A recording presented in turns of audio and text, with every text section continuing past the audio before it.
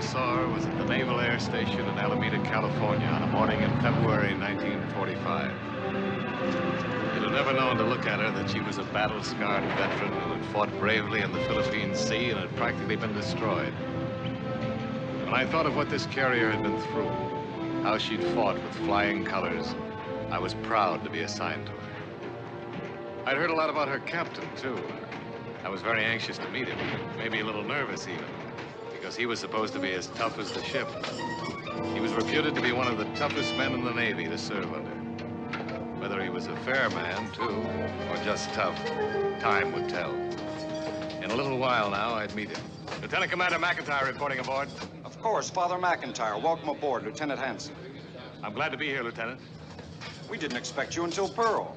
I couldn't wait. I caught a ride on a plane. Father McIntyre, I'm John Moody, Protestant chaplain aboard. Well, I'm glad to know you, John. Good to know you too, Father. You should have a lot to talk about. Being we're in the same business, huh? Chaplain, would you show the Father his stateroom? 0128. Be glad to. Come this way, Father. Surely. Hope you find your stateroom comfortable, Father. Thanks a lot. Have you ever been aboard a carrier before, Father? No, never.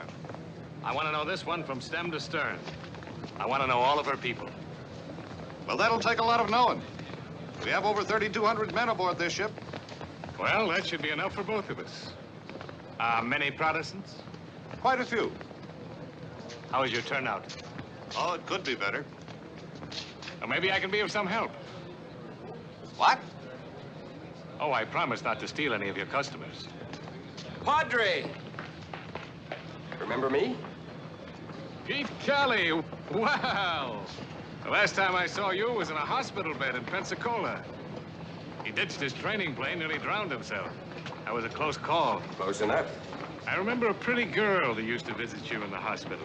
Mary, what was her name? Mary Carney. Oh, yes, of course. And what became of Mary Carney? She's, Mrs. Pete Kelly now, Father. Oh, good for you, boy, good for you. Any little Kellys? Not yet, but soon, I hope. Soon, I hope. Well, this will be your first experience of combat duty, eh, Pete? That's right, Father. We had our final training at Santa Rosa. All right, you swamp chuckies, get the lead out and get back to your working parties on the double. Why this ship has got to be polluted with a mess of skinheads like you guys is more than I can figure out. But I'm stuck with you and I got to make the best of it. And I don't want no belly aching either. If that gear ain't stowed by the time dinner is piped down, we'll work around the clock. If any of you guys don't like the way you're getting treated, tell your troubles to Chaplain Moody. Right? Right. Buck, our new chaplain, Father McIntyre, our chief boatswain, Buck Fitzpatrick. Well, we're proud to have you aboard, Father. How are you, Buck? All right, boys, get back to your working parties before I lose my temper. Not that I ever do. Buck, the chaplain said he'd like to see the ship, and you know her better than we do. Oh, you just leave them to me, sir. You'll be in good hands. Buck's been with her ever since she was launched. I'll take your bags and your orders back to your stateroom if you'd like. Oh, that's very good of you, John. Thank you very much. Father? See you, Pete. Been in the Navy long, Father? Oh, about a year, but never served on a carrier before. This is a lot of ship. About 30,000 tons.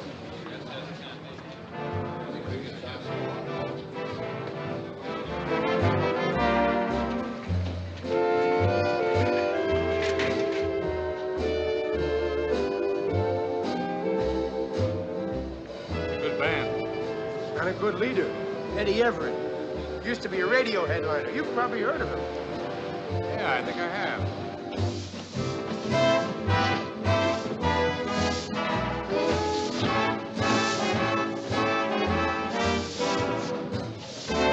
All right, Eddie, pick up the tempo. Let's have a little beat in there.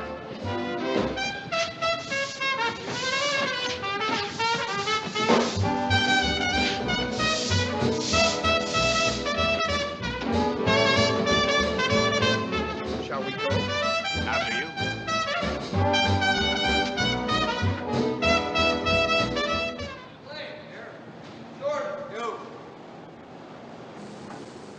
These are some of our bad boys being mustered, Father. The prisoners at large and restricted men.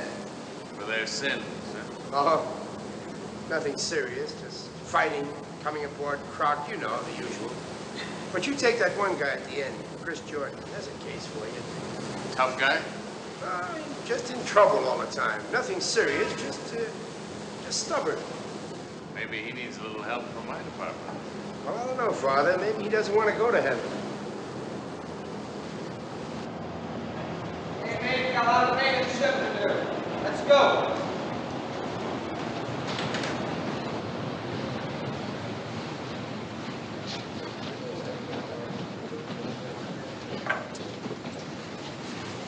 Look, you want to go ashore tonight? Might be our last chance. Are you nuts? Look, I got a spot where we can have a real ball. I've got it all doped out. When the guys break for dinner, we hide out. When it gets dark, we come back, we slip out, we go ashore. No, sir. I'll have no part of it. When they ask you about me, what are you going to say? My name, rate, and serial number. Very clever.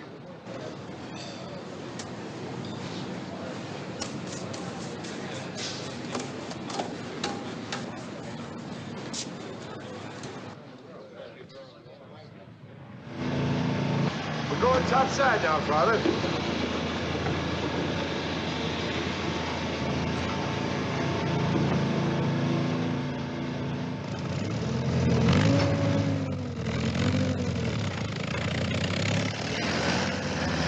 Well, there it is. This is what most people have in mind when they speak of a flat top. The flight deck for the planes landing and taking off.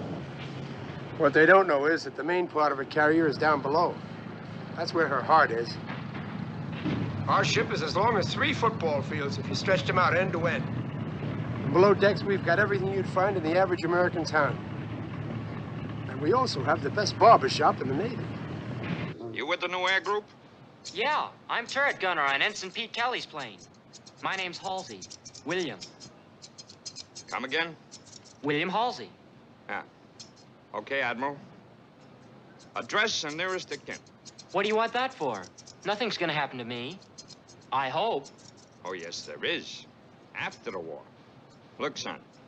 Do you realize hundreds and thousands of kids have come west to fight this war? Kids who've never been away from home before. And what do you think gives them the biggest kick?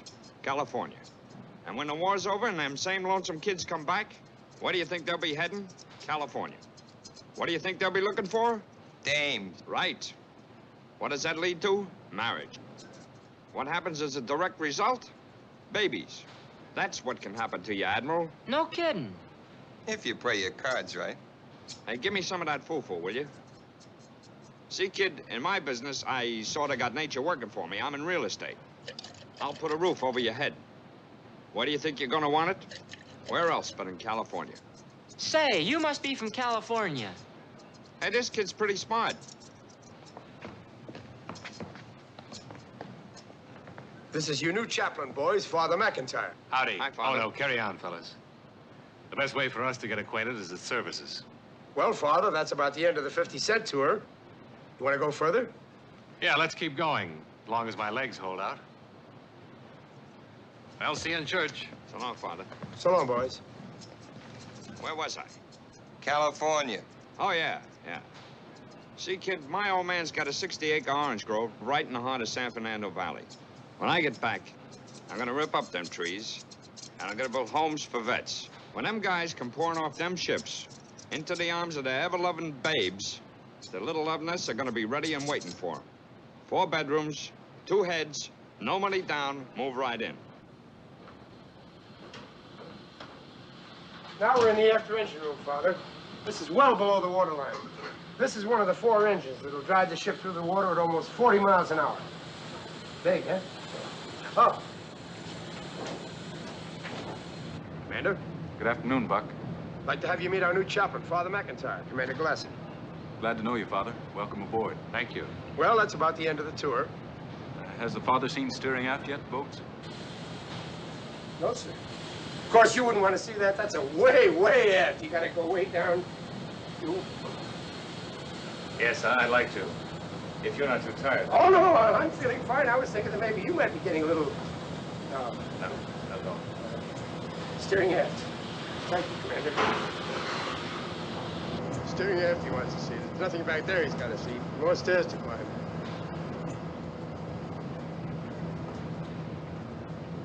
After you, Father. Go ahead.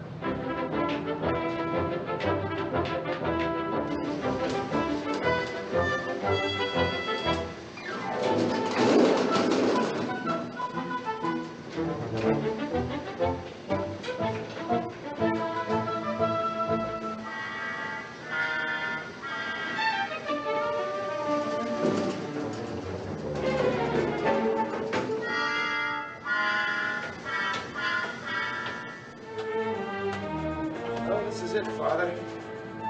Steering aft. Very interesting. This is your new chaplain, boys. He wants to see what goes on down here. We heard you were aboard, Father.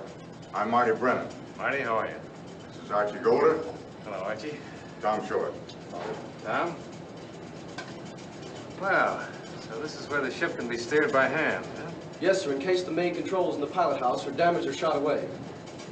How is it done? Well, in an emergency, we unclutch the steering engine. We use this hand crank.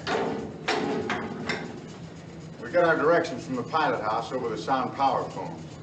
It takes 70 turns of this crank to turn the rudder 1 degree. And this is your battle station? Yes, Father. This is our battle station. Well, thanks, boys. Hey, folks, Chris Jordan is still playing tricks, man. Yeah, what do you do now? He's out hiding somewhere on this ship, and they got search parties out looking for him. You see, what did I tell you, Father? Oh, that guy. So long, Father. Come on, fellas. Father. Bye, sir. So long, boys. You make it, Father? Just barely. Coming up.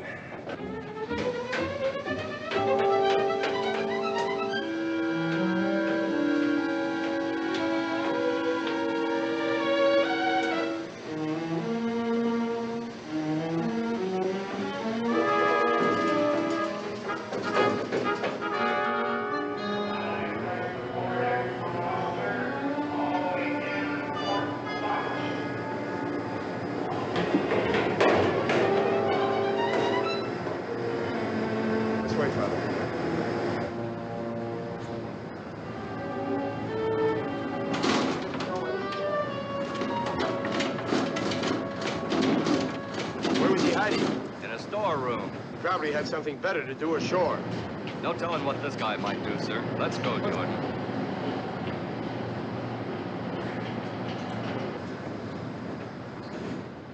What's the matter, Joey? Well, he was due for a promotion to chief boatswain's mate, and he didn't get it. He blames everybody but himself. I'd like to have a talk with him, Buck. Go ahead, Father, but I'm afraid you're wasting your time. I'll wait for you on the hangar deck.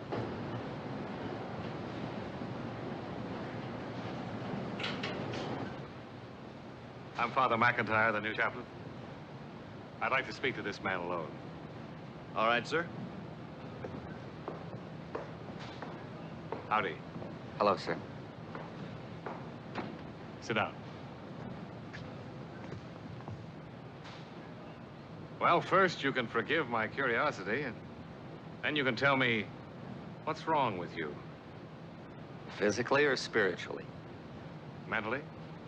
I'm 100% sound, and I got a brain like a steel trap. And you're stuck with it. I can understand your disappointment when you weren't promoted. Who told you about that? Buck. Bless his dear little heart. But I can't understand the fuss you make about it.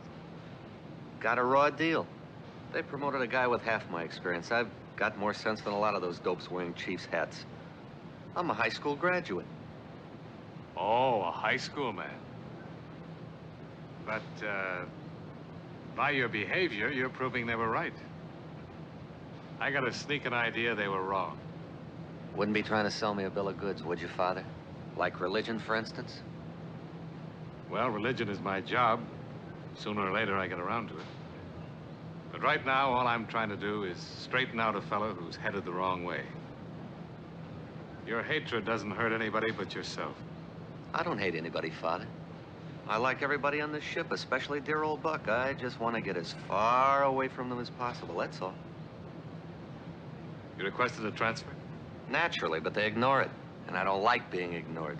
So I get in their hair, and one day they'll get tired of looking at me and kiss me goodbye. Anything else? Nope, guess not. But you'll hear from me again. Thank you, sir.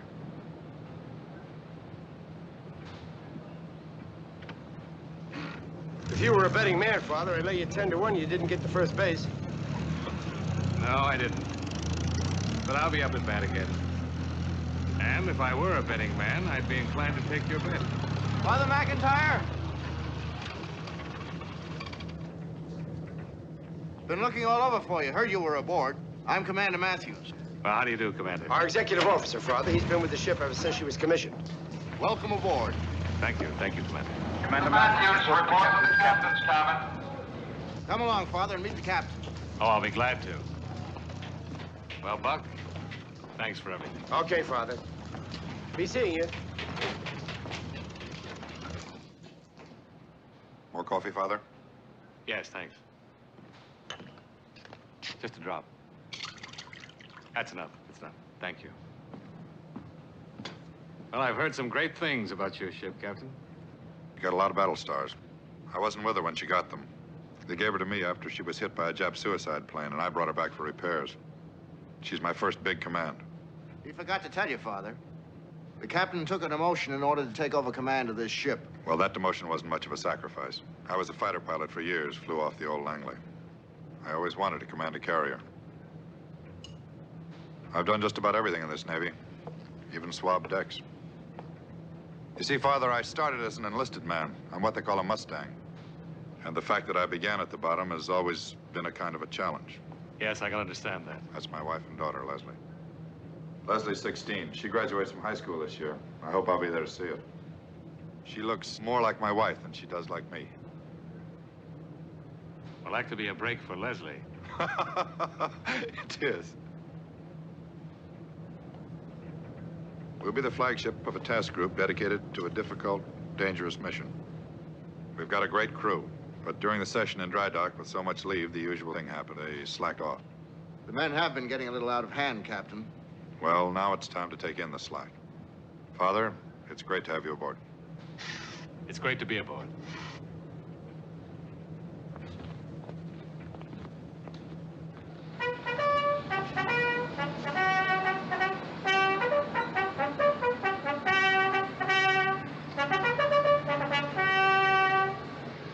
Attention all hands. Attention all hands. This is an order from the captain. A message has just been received which orders our ship to sail tomorrow instead of the day after. For this reason, he regrets to announce that all leave and liberty must be canceled, effective immediately. That is all. Ain't the skipper got no place to go? Wait till my old lady hears about this. Fix up a standard. They ought to call this ship the Alcatraz. All right, you guys, cut the chatter. You know we never get liberty the last night in port. Leave your quarters.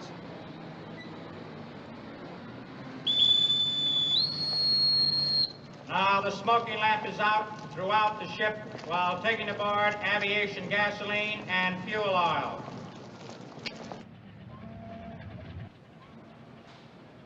Oh, hello, Mr. Kelly. I didn't know you standing there in the dark. Hi, Admiral. Sit down. I've never been so low in all my life. I wired Dad and Mom telling them I'd talk to them on long distance tonight. Then I had to go send another wire calling it off on account of no liberty. My dad's a great old guy, but he's been very sick lately. It's tough, Admiral. I'll bet you were glad to see your wife when she came in yesterday. Yeah, I met her at the airport. I thought we were going to be together tonight. Today's her birthday, but we couldn't make it. I said goodbye to her on the phone. She had some news she was saving for me. We're going to have a baby. Oh, that's tough. Hmm? Oh, I don't mean about the baby. That's swell, but... Well, I mean not being with her when she told you. That's terrible. Now, look, Mr. Kelly, it's all gonna be okay. They'll be waiting for you on the dock when you get back in. You just keep your chin up, huh? Huh, that's it. Just think. A baby. And I'm your turret gunner. Oh, golly, am I proud. Tell me, how can they do this to me? I promised to meet this doll tonight. Don't worry, somebody will meet her. That's what I'm afraid of. Let me ask you something. What are we fighting this stinking war for? For life, liberty, and the pursuit of happiness. So now comes the skipper and says we ain't got no liberty. We ain't got no right to pursue nothing. Now look, I don't mind fighting and bleeding. When did you ever bleed, Squawk? Don't my nose bleed every time them 5 inches go off? That's your psychological reaction to gunfire. What's your language, fella? Every time it goes off, it scares the pants off you. You should crack about being scared. Why'd you want to go ashore the other night? I had a date. You mean you were trying to ditch a date, the same date we all got in the battle area? I've been on this bucket ever since she made her first strike, and I should have got my liberty tonight. All you gotta do is tell the captain. There's no problem. Just tell the captain. I'd like to tell the captain... Shh. Quiet, Maya. If they find out you snuck Meyer aboard the ship, they'll throw you both overboard. Don't worry about Meyer. He knows rank. You let a guy with stripes on his arms come in and... Vump, right under the bunk goes Meyer. Say, I keep hearing about this guy, Buck. Buck'll do this and Buck'll do that. Who's Buck? Buck's the chief bosun. You'll know him when you hear him. Never speaks above a whisper. Carry on, you guys! Carry on! This is just a social visit. I'm making rounds to see that everything's buttoned up. Everybody present and accounted for? Yeah, we got our full count, Warden. You must have done time someplace, huh, Jordan? I'm doing my time now. Hey, how come these guys don't have liberty tonight? What difference does it make to you? You wouldn't have gotten one anyway. Oh, I'm not thinking of myself. I'm only thinking of my shipmates, my buddies. Who do you think you're kidding? You don't give a hoot about anybody but yourself. Look, I'm getting sore about this, and when we dock back at Pearl, I'm gonna go to the captain and demand a transfer. Well, if you do, I'll okay it. I'll recommend that you get transferred to the Waves. Can't you see he's just stringing you? This last night belongs to the ship. She's your dame now, you're married to her. And she don't want any of you guys cheating on her. You may be married to her, but I got big news for you. I'm getting a divorce. Look, Jordan, there's one thing you gotta learn. There's only 3 things important to a sailor. His wife, his kids, and his ship.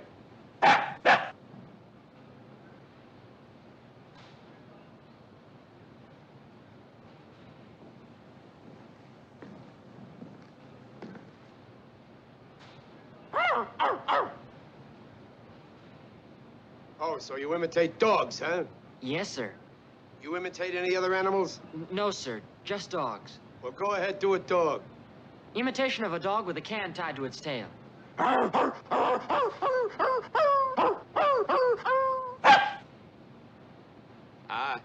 He's also a ventriloquist. Oh. Yes, sir. Imitation of a dog on the flight deck. Okay, kid, save it. Save it. Golder. When you asked for permission to bring a dog on this ship, I said no, no mascots. Where is he? Come out, Meyer. Come on.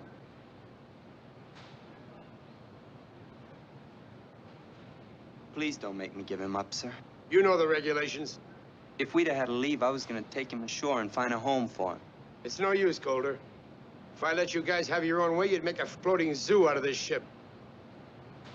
I gotta have discipline.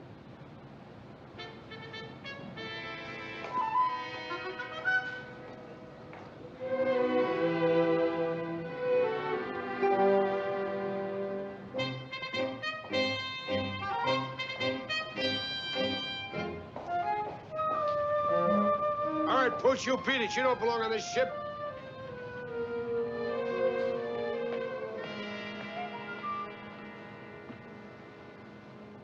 I don't like those kids trying to pull the wool over these old Navy eyes, huh? Tried to bring the pooch aboard, huh, Boats? Tried to. He did. The kid had it in his bunk. I heard the dog barking when I walked over. One of his buddies tried to make believe he was a ventriloquist. Is that an old one or is that an old one? It's got a beard, Boat. A beard? It's got whiskers.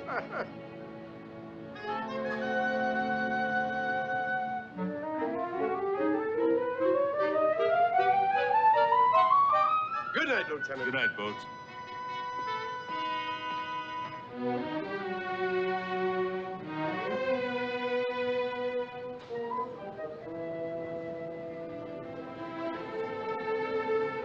Meyer.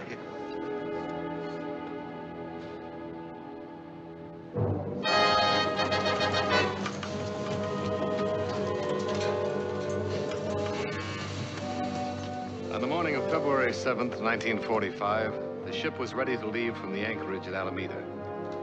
As we headed for the Golden Gate, the shores of our homeland seemed more beautiful than ever. The desire to keep them so clearly etched that picture in my memory.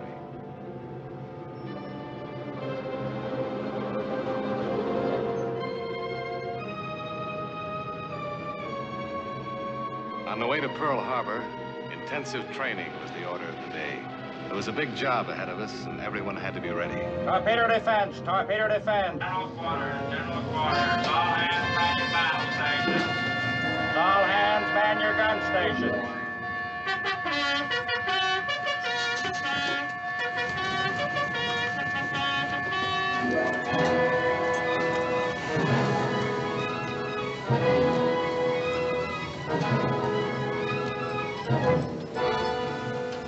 Torpedo attack. 9 Bettys coming in from dead ahead. Distance 20,000 yards.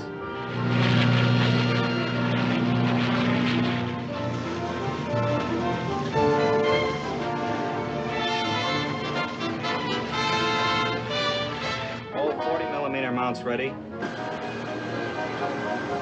All 5-inch mounts ready. All guns ready to commence firing. Combat Information Center ready. Distance 10,000 yards. Commence firing. Commence firing.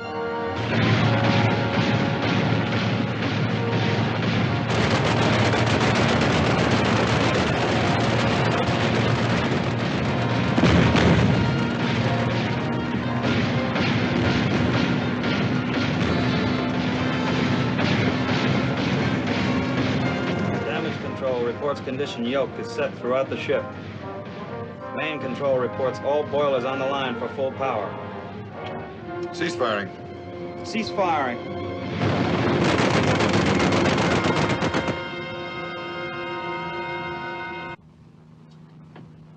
Three minutes to commence firing, 6 minutes for damage control to secure watertight integrity. Not bad on gun stations. Yeah, but 6 minutes is too long for damage control to button up the ship. If we're not secure below decks, we go down like a ton of bricks. Continue the drills, particularly damage control. Simulate everything that may come up in the combat zone. Aye, aye, Captain. Keep them at it, Joe. When we go into battle, every man aboard this ship should do his job automatically. I don't want one man to die or cause the death of anyone else for lack of training. That's all, Joe. Thanks. Yes, sir.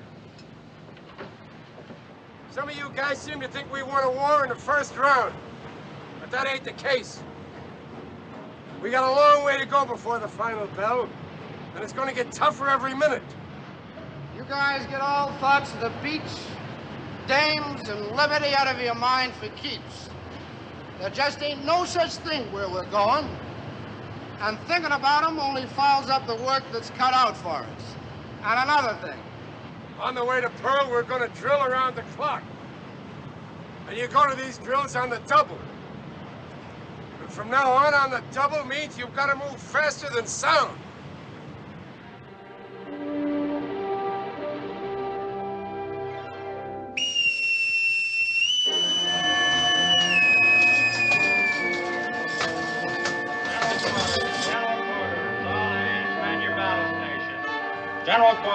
General quarters, all hands man your battle station. General quarters, all hands man your battle station. General quarters, all hands. 4 minutes and 50 seconds. That's still not good enough. Men have had a tough day, Captain. They're all fagged out. Under battle conditions, they may not see their bunks for 72 hours at a time. One more drill for damage control, and then we'll secure. Damage control will be our salvation if a kamikaze ever gets through our combat air patrol or any aircraft barrage. Aye, aye, sir.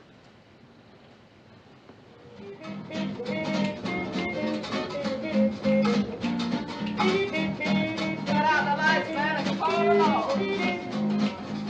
Now go fall, man.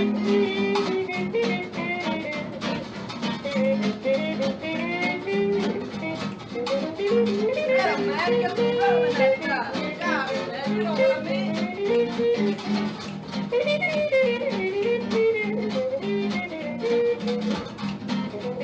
Come on, man, beat it now.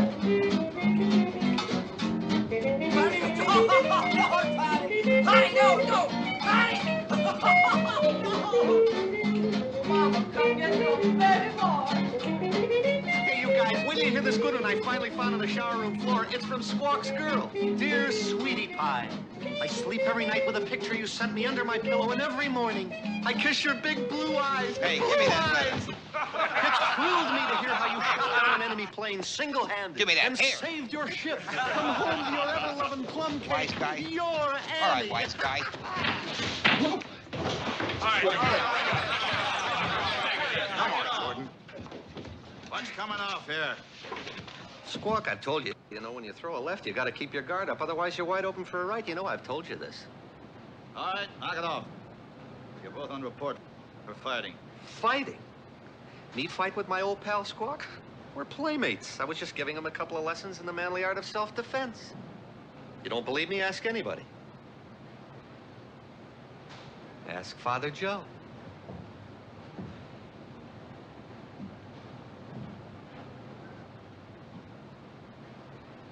Yeah, I think it was a sparring match.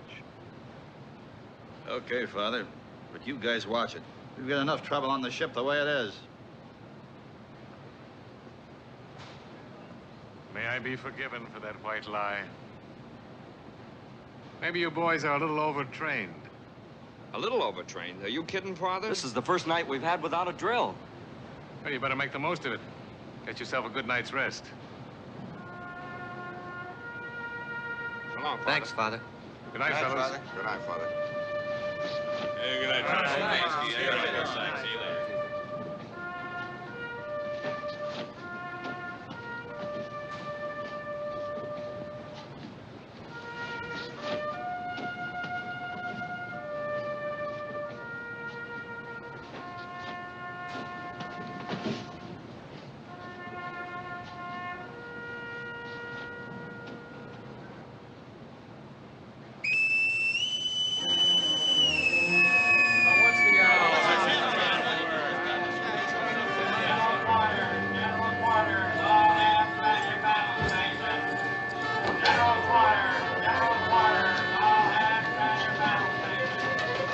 No, not again. What's that wingtip? What are you trying to do, rip it off?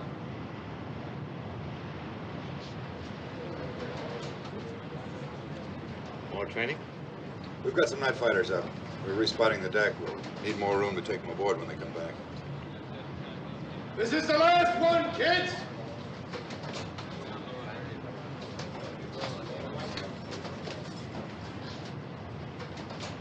I'm glad that's over. I'm dying on my feet. Now, there's an idea. Drill all day long and get called out of your bunks in the middle of the night. Don't you quit your beefing, Jordan. Captain? Red? The flight deck has been respotted. Due to the number of planes we got on the flight deck, we're unable to get that last barrier up. Request permission to let the flight deck crew go below until half an hour before the night fighters land aboard. If bringing aircraft aboard with that last barrier down is too big a risk. You can't get the barrier up because your spot's too loose. Respot the deck. Aye, aye, sir. Respot the flight deck. This guy kidding? How much does he think we can take? Okay, boys, you heard what the captain said. We gotta respot the flight deck. Get moving. On a double, boys. Come on. Get going. I've seen some tough skippers in my life, but this guy's the champ. Move that front line forward so we can close up what's in back of it. The only thing we have to respot, buddy, is the guy up on the bridge. Come back here, Jordan. What are we gonna do, sweetheart? Waltz a little? Come on over here. I want to talk to you.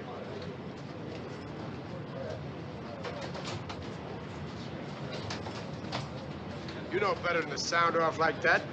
The captain knows what he's doing, and he's right. He's your tin god. You should have married him. I ought to kick you over the side. And I would, too, if it wasn't against regulations. You can get rid of me, big shot. Use your influence. Get me a transfer. Stop acting like a juvenile. Get some sense in your head. Maybe you're right. I guess I've been acting like a first-class chump. Third class. All right, I'll play it your way. You mean that? Maybe that'll get me a transfer. Get below.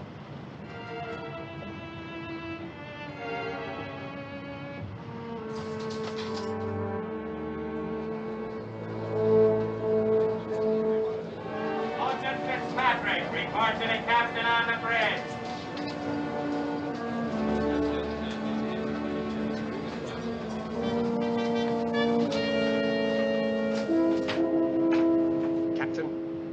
What happened down there, Buck? Nothing, sir. I just sent one of the men below, that's all. A little trouble? I wouldn't say that, sir. Buck, you know this crew better than anybody. What's going on below decks? Well, if you must know, Captain, the men are a little steamed up on account of these extra drills. Aren't we all? You see, Father, when this ship took a bomb hit in the Philippine Sea, the Japs reported her sunk. I still believe that. When they find out she's alive, they'll make every effort to send her to the bottom. That's why I want this crew on the ball. I want to bring them home. I want to bring this ship home. I understand, Captain. Good night, Buck. Good night, Captain. Oh, by the way, Captain, one thing I would like to know. I heard a crack below that you were about as tough as this Captain Bligh. Captain Bligh? Yeah, it seems that he's a CO who had a mutiny on his hands. Do we have a ship in our Navy called the Bounty? Captain Bligh is a character in fiction. Oh? Oh. Good night, Captain.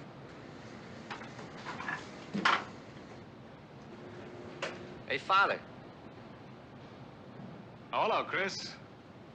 Ah, this is one time I'm really glad to see you. Oh? Well, what brought this about? Well, I'll be leaving the ship right after Pearl, and now's as good a time as any to say goodbye. Oh, you mean your transfer came through? Not yet, but it will. What makes you so sure? Confidentially, I took a poke at Buck. Oh, so that's what you did. You took a poke at him, huh?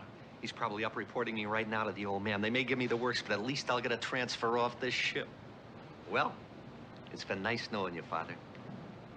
Chris, you and I are going to see a lot of each other. Not after Pearl. Oh, yes, after Pearl. After Pearl? Mm-hmm. Because, you see, I was there when Buck reported to the captain. And he didn't say a word about you taking a poke at him. You don't realize what a good friend of yours Buck is. A friend of mine? You must be crazy, Father. Well, he proved he has your interest at heart. You should learn to appreciate him. Well, so long, Chris.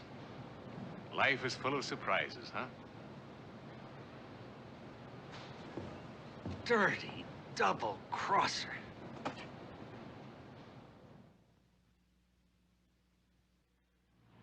There was more to prepare for than battle stations. And on the day after we left Pearl Harbor, our planes were having target practice and learning to land safely on the ship while it was in motion. And when this was over... Mr. Jensby? Yes, sir. Tell the captain that last division of torpedo planes is down to 40 gallons of gas. We'll expedite getting them aboard. Aye, aye, sir.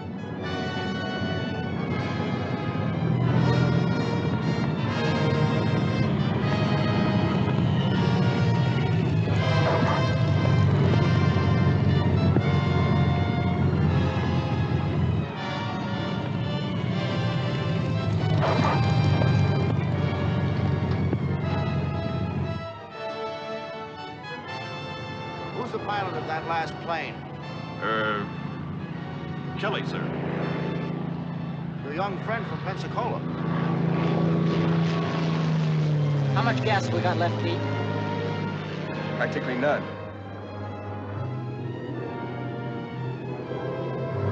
Five to 18 to Dixie. This is Dixie. Over. I'm almost out of fuel. Less than 10 gallons. That's not enough for control. The ship's pitching and rolling. You've got to take a wave off. Pete, they're giving you a wave off. Pete, take the wave off. You'll kill somebody. I'll die before I ever ditch again. Brace yourself, Admiral. We're landing.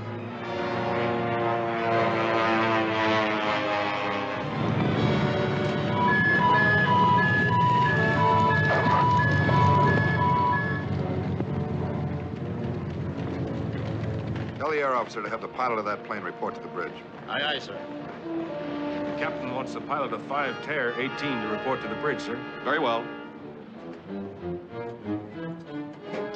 Tell it all, Buck. What are you trying to do? Tell us! Pilot of 5 Tear 18, report to the bridge. Pilot of 5 Tear 18, report to the bridge. All right, you heard him. The captain wants to see you. Get going! Move! Mr. Kelly! Now, I got it coming to me.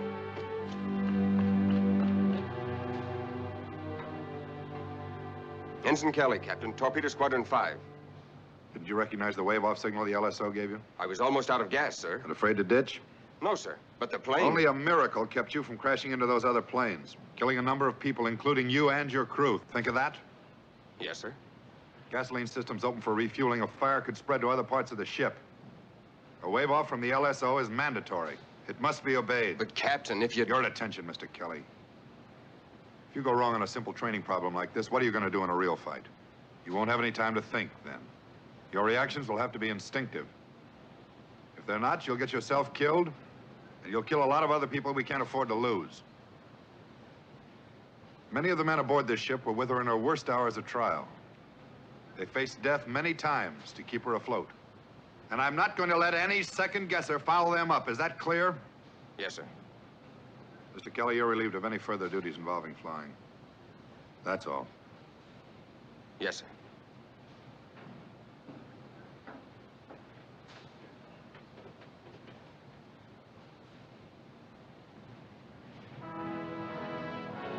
It was the morning of March 13th, and we were approaching our rendezvous with Task Force 58 at the anchorage at Ulithi. Task Force 58, Joe. Isn't that something to look at? Yes, sir. There's the Intrepid, Enterprise, the Hancock. I see the Pittsburgh, the Santa Fe. There's our escort, the Guam. She's just dropping her hook. You think we'll get Liberty tonight? Liberty? What would you do with it? Well, this is a South Sea island. There must be dames on it. Dames? Not now. They got rid of all the broads. Are you kidding? Who done that? Some wise guy in Washington. Oh. Hey, Pops. Yeah? How many ships you figure there are? I don't know. Must be 1,000. 1,000? Man, I'll bet there are a lot of prospective customers for my housing project on them ships.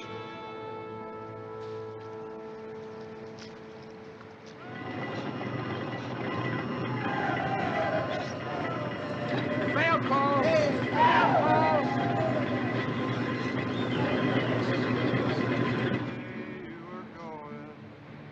Face your face and smile, just because you are weary and tired. Hey, listen, you guys. It says here if I don't show up in person on or before the 15th and explain why I didn't report for jury duty, I'm in contempt of court. Well, tomorrow's the 15th. Yeah, that's right. I can't make it.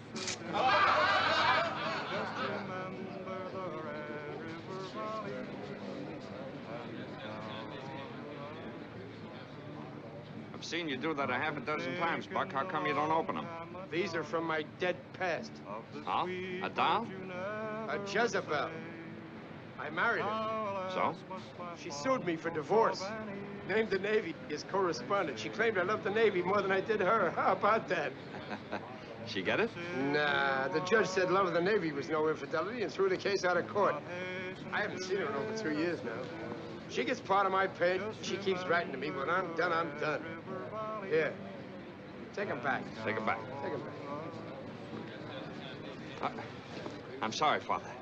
Father, how do you pronounce that? Scutothrip citri. That's a citrus disease. Very destructive. Oh, is that right? That's wonderful news. That's what my old man's trees have got, the whole 60 acres. My dream's coming true. Oh, the homes for vets? Yeah. Can't fail, Father. California climate's perfect for it. What a picture. 60 acres of diapers blowing in the breeze. Since you went away, sweetheart, I haven't gone anywhere, not even to dances. But your best friend, Louis, is home on furlough, and he's sorry for me, and comes to see me every night. Hey, Chris. Yeah? Here's a letter. I got it mixed up with one of mine. Hey, thanks, Judd. Excuse me, Father.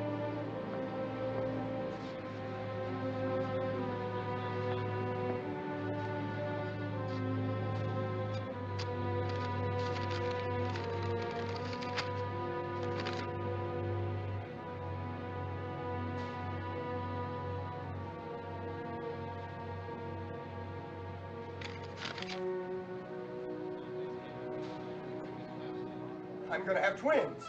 What? I'm gonna have twins!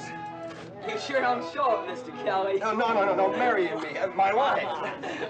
Oh, isn't that great, Father? It's gonna be twins. How do you know? Well, the doctor says so. He practically guarantees it. Congratulations. I think so often about you, Dad. Wondering where you are. Praying that you're safe. please try to be home when I graduate in June. Love, Leslie. She's still a kid, still puts a row of X's across the bottom of every letter.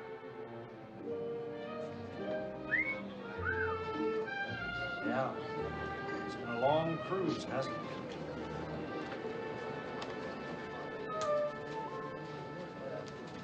Listen, everybody. I just got such wonderful news, I've got to share it with somebody or bust. What is it, Father Joe? I told you my sister was a nun in Manila. She was captured by the Japanese in '42, and that's the last we heard of her. But she's been found. She's alive and well and back on the job. It's wonderful. Isn't that wonderful? Steve, you lived in Manila. You must have heard of the Maryknoll Order that my sister belonged to. I did, Father. What's the matter, son?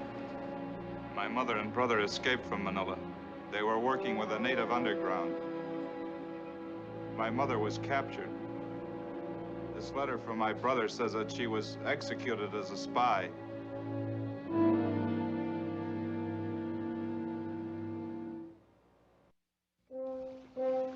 On the 14th, we were at sea again, at general quarters, when word was passed that the captain was about to speak to all hands. This is the captain. Now that we've left Ulithi, I can tell you that we're about to become part of a task group whose mission is to destroy air and naval installations on the Japanese home islands. When the Japs see this carrier, they'll think she's a ghost ship. They believe she's at the bottom of the sea. They'll soon find out how wrong they are. And when they do, they're going to give us everything they've got in the way of suicide planes and submarine attacks. The mission in which we'll be engaged is most important. We must all be alert for any emergency and do everything in our power to protect this ship. I have full confidence in you. I'm proud of you. That's all.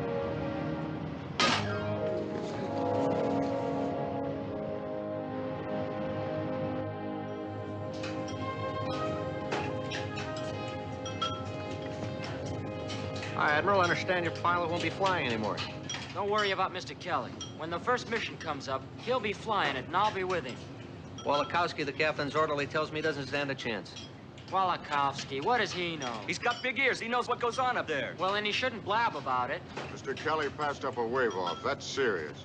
Well, lots of pilots got grounded at Pensacola, but they're back flying again. This isn't Pensacola. Kelly's case comes up before the trouble board tonight. Why, stop. You should be glad of it. You'll fly with some guy that'll bring you back in one piece.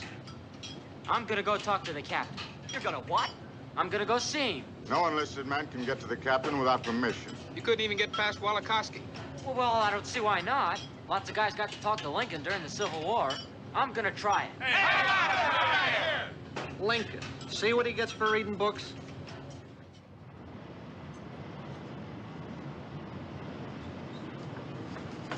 Where do you think you're going? Is the captain on the bridge? Yeah, so what? I gotta talk to him. You got a what? Talk to the captain. About what? It's personal. Get lost. Get lost or I'll throw you in the booby hatch. Look, I gotta talk to the captain. It's important. What's the trouble, Walikowski?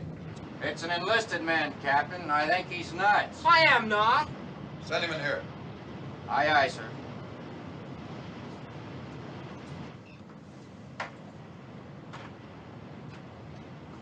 Well, son? Halsey, Captain. WB. Turret gunner with Air Group 5. At ease. You say Halsey? Yes, Captain. William Halsey. But they call you Admiral. Bull? Yes, sir. Well, son, what's on your mind? Speak up. Well, sir, I guess I shouldn't have come up here. Well, it must be important or you wouldn't be here. Here. Relax. Sit down. There?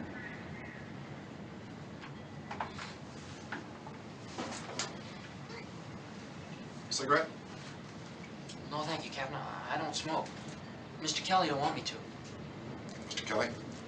Ensign Kelly. He don't know I'm here. He'll be sorry if he finds out. It's him I came to talk about. He's in a jam. What's on your mind? Well, I've been turret gunner on Pete's excuse me, on Mr. Kelly's plane, ever since the group started forming in Santa Rosa. We get sort of close to our pilot, what with him depending on us and we depending on him. You see, Mr. Kelly's got a wife he's crazy about. Now a family's on the way and he's all upset. I guess you'd be kind of upset if you were gonna have twins. A little. Well, he had to ditch a plane once in Pensacola and he nearly got drowned. He ain't scared of it, sir.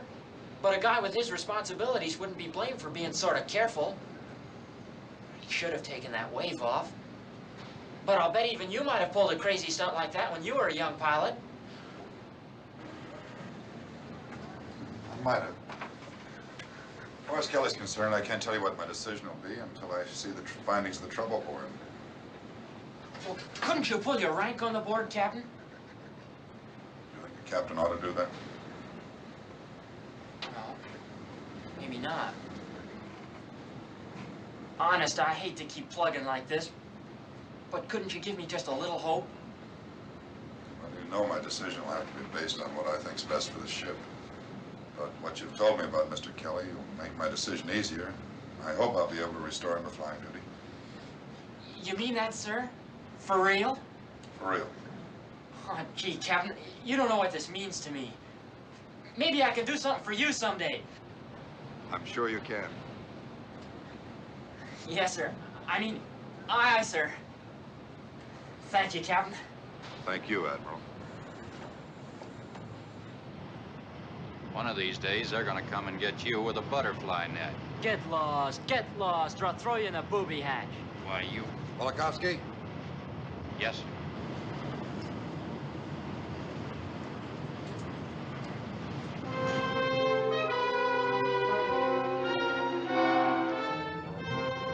During the night, as we steamed deeper into enemy waters, our destroyer escort sighted the submarine. Dixie, this is Eagle. Over.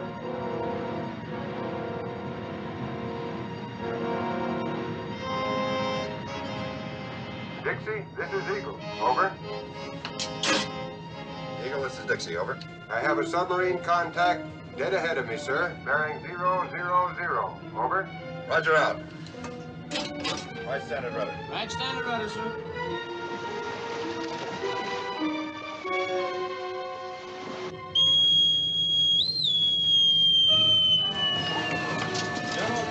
General quarters, all hands, man your battle station.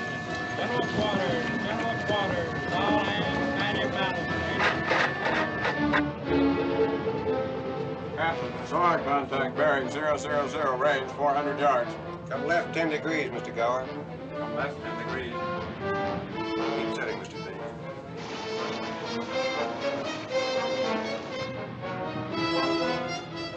Fire one. Fire one.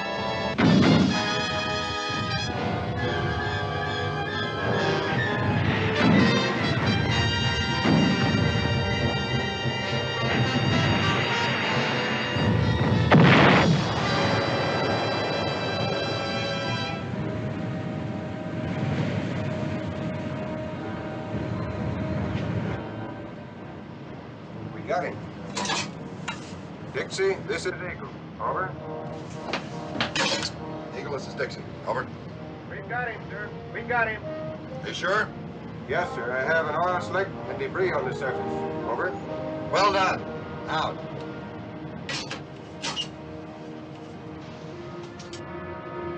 On the night of March 18th, our ship closed to within 100 miles of the Japanese Empire.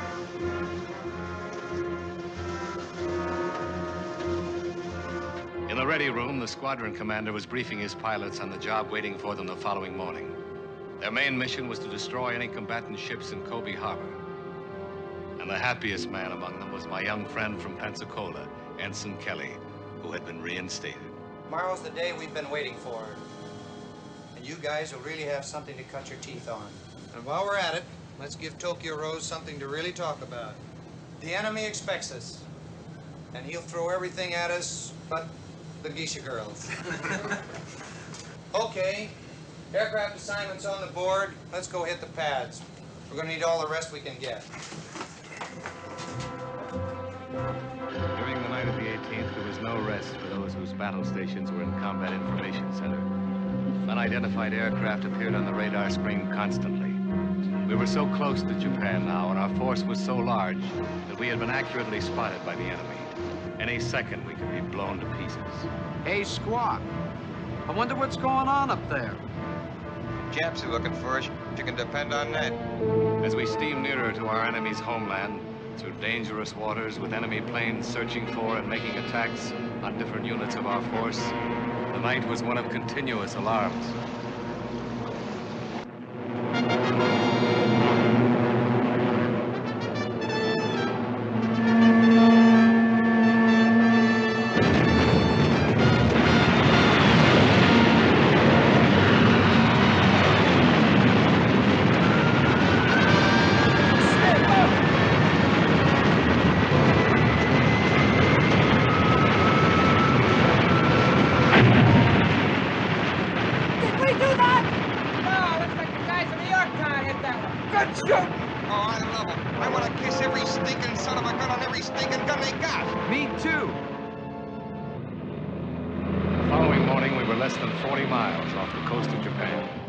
Approximately 6:45, we had already launched several groups of fighters and bombers to attack the coast, and were continuing to launch them all the time. Breakfast had been piped down, and men not on their battle stations were on their way to the mess hall. All right, boys, keep the line moving. Get your chow and get back topside in a hurry. We got work to do. All right, skinhead, get down the hatch. The boys are waiting for their coffee. Speaking of coffee, I could use a cup myself. Excuse me, mister. Go ahead, move! There were 40 planes on the flight deck and 35 on the hangar deck, all gassed and ready to go. And they were being launched and catapulted from the ship as fast as possible.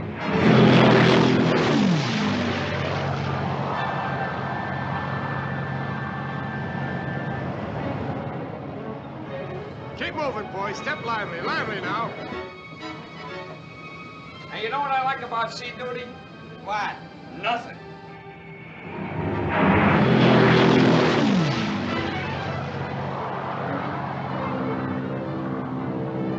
How does it feel to be flying again, Pete? Great. I heard some scuttlebutt about you going to see the captain. Who, me? I wouldn't dare go see the captain. I couldn't even get past Walikowski. Hey, Patty. Yeah. Remember the little pancake I knew in San Francisco? Flannel? Buckwheat. Yeah, that's the one. Oh, yeah. She was two-timing me. She already had a boyfriend, a Marine. No kidding. How'd you find out? The guy wrote me a letter about it. He was kind of indignant. Them Marines, they got no sense of humor. Yeah.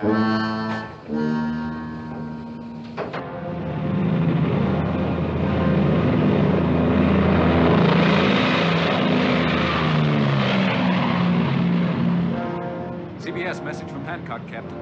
Hancock reports bogey 350 degrees relative. Distance 15 miles.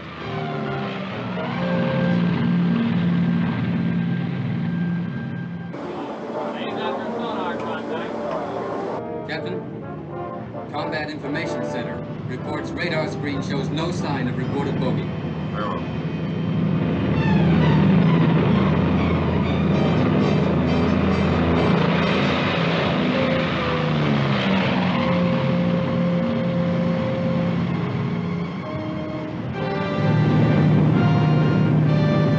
Captain, the forward lookouts have been alerted to keep a close watch on the low clouds ahead.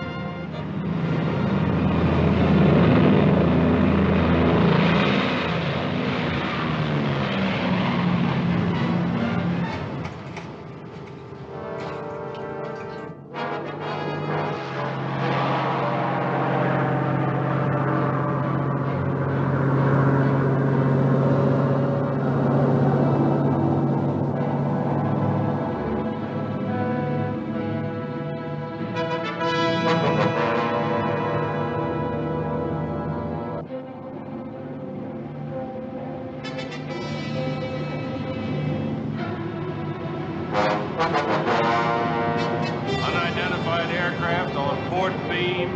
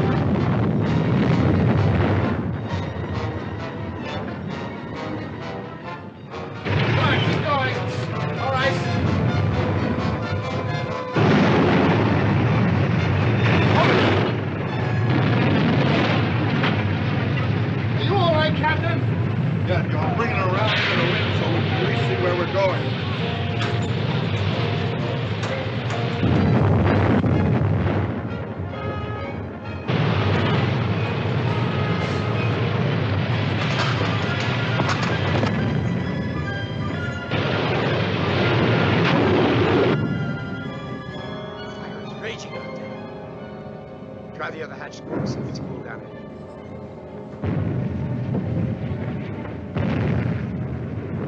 It's so hot I can't touch it. Get the men and ammunition out of those forward 5-inch mounts! Open the door. Get the men out of the mount.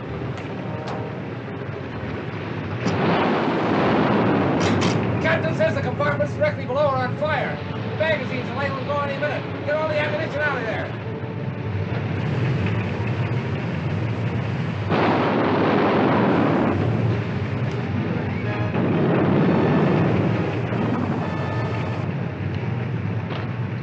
Come on, everybody out. It's going.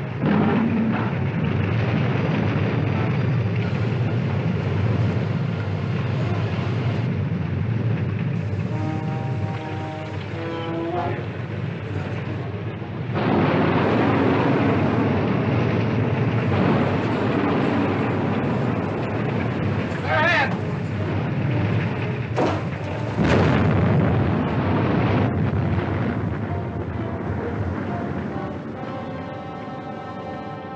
We're trapped. Yeah, but we ain't giving up. They haven't forgotten about us topside. I gotta get out of here. I gotta get out of this place. Let me out of here. I gotta get out. I gotta get out of here. I gotta get out of here. If we don't get out of here, some of these kids will go nuts. Captain. The water lines to the after main magazine are broken. The magazine has not been flooded. Tell him to run hoses down to... No, we haven't got any pumping pressure. If that magazine goes, it'll blow the bottom out of the ship. Tell him to flood it if he has to use buckets. Tell control to leave the engine set and running in their present condition. Then vacate station.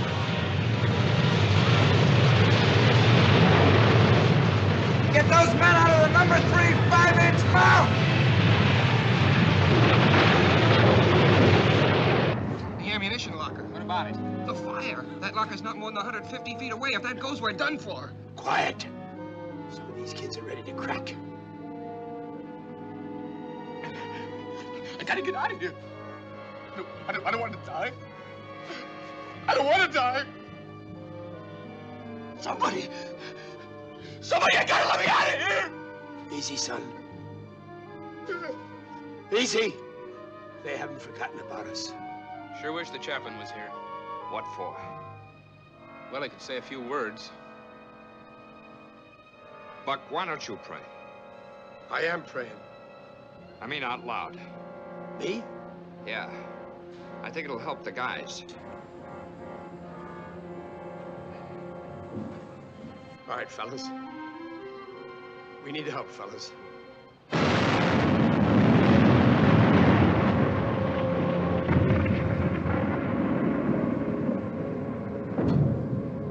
What I mean is, I guess it's up to God.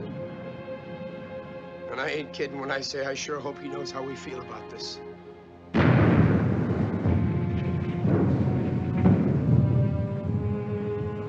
I ain't much on this praying business. When you're scared, the first thing you do is start trying to square things. But all I'm asking is that maybe he'll figure we've done the best we can and lets it go at that.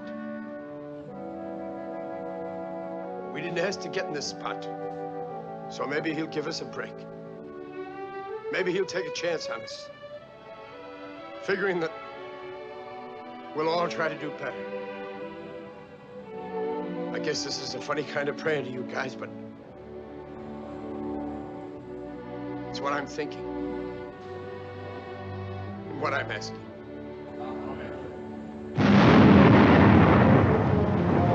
Lay those fire hoses down the number 3 elevator!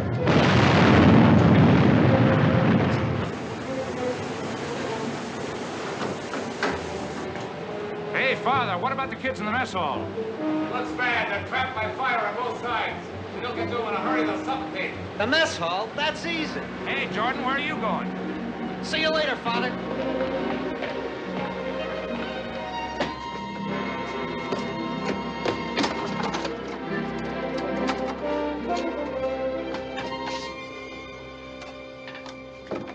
Chris Jordan, in his previous efforts to hide out of the ship, had many times used the ventilator shaft that led to the mess hall. Now, for the first time, he wasn't using his quick thinking for selfish reasons.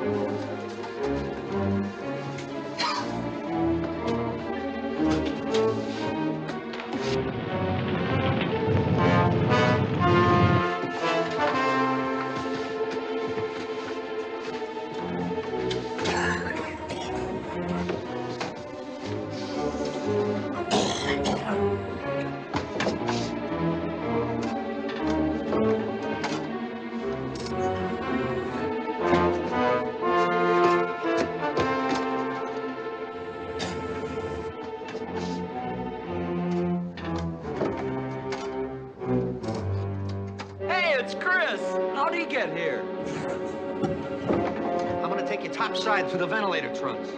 Now look, we gotta climb and crawl in the dark, so stay in contact with each other. Don't lose your heads and don't crowd. Now follow me one at a time. When did you start giving orders? Buck. Okay, guys, you heard what he said? Don't crowd, keep in contact, and follow him one at a time. Let's go, kid. Let's go! Move, come on, man. Move, come on, move.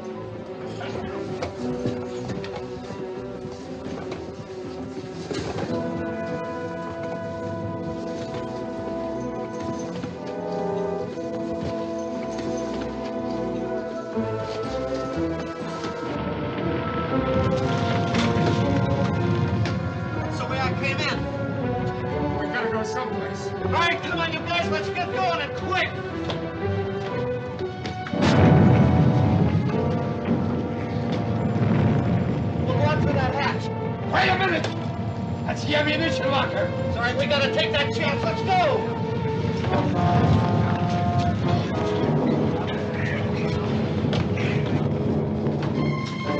Look at the hatch. All right, come on, take it easy. Hurry up.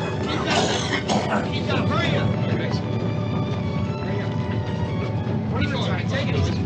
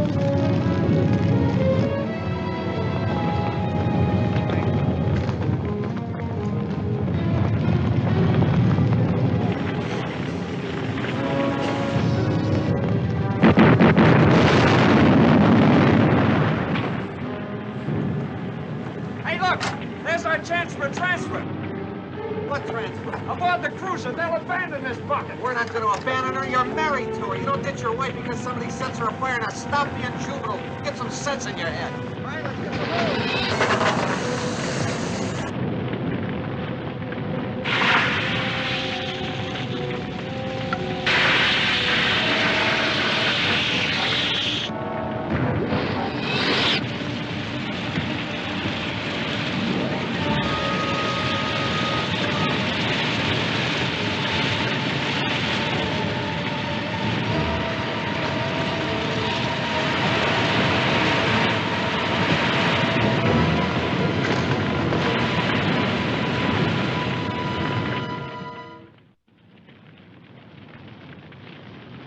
Emergency crews worked all night to put out fires which kept breaking out one after another. There was no rest for anyone. CBS calling, Captain. It's from the flagship. Dixie, this is Olympic, over. Olympic, this is Dixie, over. How are you making out? We have everything under control if we can just keep these fires down. Thanks for the air cover, Admiral. Most of them are your own pilots flying from other carriers. We have 2 boilers lighted. By morning, we expect to proceed under our own power. Destroyers will run anti-sub patrols through the night and screen you tomorrow. Roger. We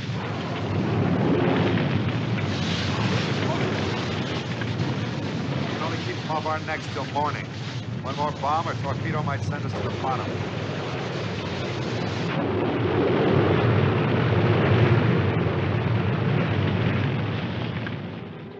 The next day, our ship was barely afloat.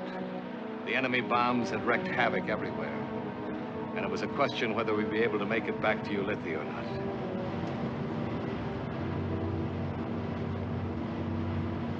How are we doing, Captain? Not bad. We got the rest of the boilers lighted during the night. We're making 14 knots. Orderly, cup of coffee for the commander. Aye, aye, sir. The galley's in pretty bad shape. I managed to dig up some sandwiches. Can I get you some? No, thanks. Coffee's all I want. Never tasted better. Well, we're still afloat. Yeah. Pick up speed during the day and the Jap aircraft don't spot us. We ought to make Ulithi by tomorrow morning.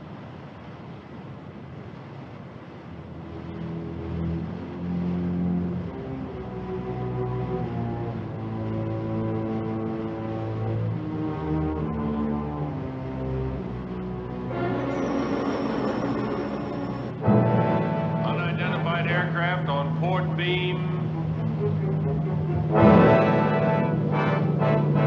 Hold it! Wait till he gets close!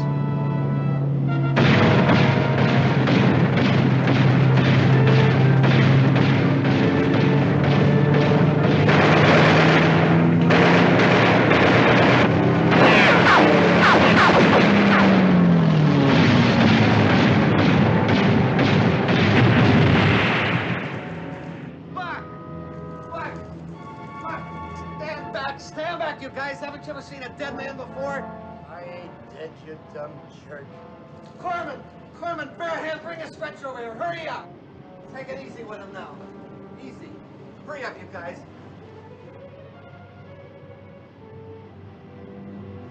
Easy with him. Remember, he's not as young as he used to be.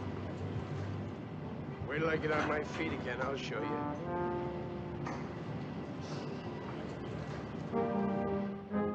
On the morning of March 24th, by the grace of God, we limped back into the fleet anchorage at By all the rules of the game, she should be at the bottom of the sea.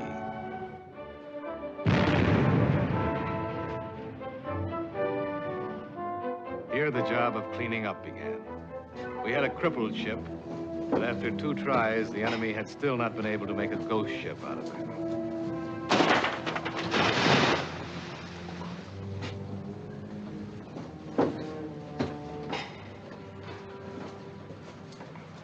What about the men who died here, Father? I wonder if they resent my being alive. If they feel somehow I let them down. I don't think so. How can I plead my case to a jury of dead men? There's no common language. They know, Captain. They know. I suppose when we get home, they'll have a band to meet us. No band will ever play loud enough for those poor kids that missed muster this morning.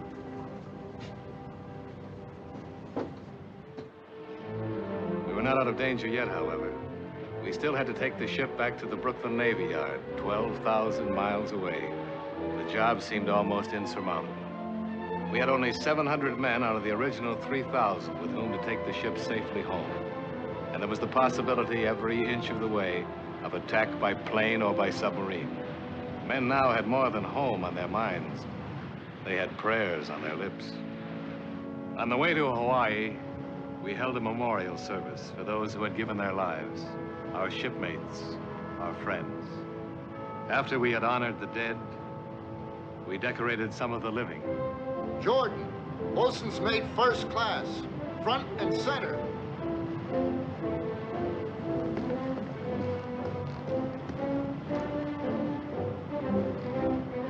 Jordan, I've heard a lot about you the last few days.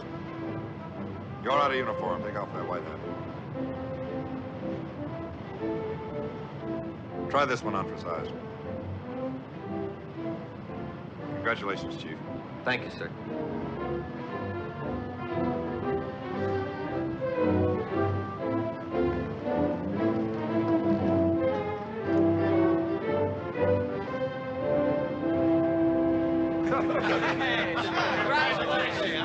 Hey, Chris. That's a nice looking hat. Thanks, Buck. I still owe you one. When I get back on my feet, I'm gonna pull it down over your ears. Oh, take it easy, Pop. Pop! Take me back to sick bay. I just had a relapse. He's having one already. As we sighted Pearl Harbor, one thought was uppermost in our minds. 6,000 more miles to go. The possibility of enemy attack was still imminent. We were kept on the alert day and night. Home was only 1,500 miles and a few days away as we steamed through the Panama Canal. Every minute was bringing us closer and closer to our loved ones, our country. Slowly, our war-weary ship made its way up the Atlantic coast to New York Harbor. The 5 days seemed endless. The Statue of Liberty had never looked so young and beautiful as on that day. She stood for everything we'd fought for, everything we'd hoped for. And none of us would ever forget our captain, whose courage had proved worthy of the ship and worthy of our trust. What was left of our band would express better than words what was in all our hearts.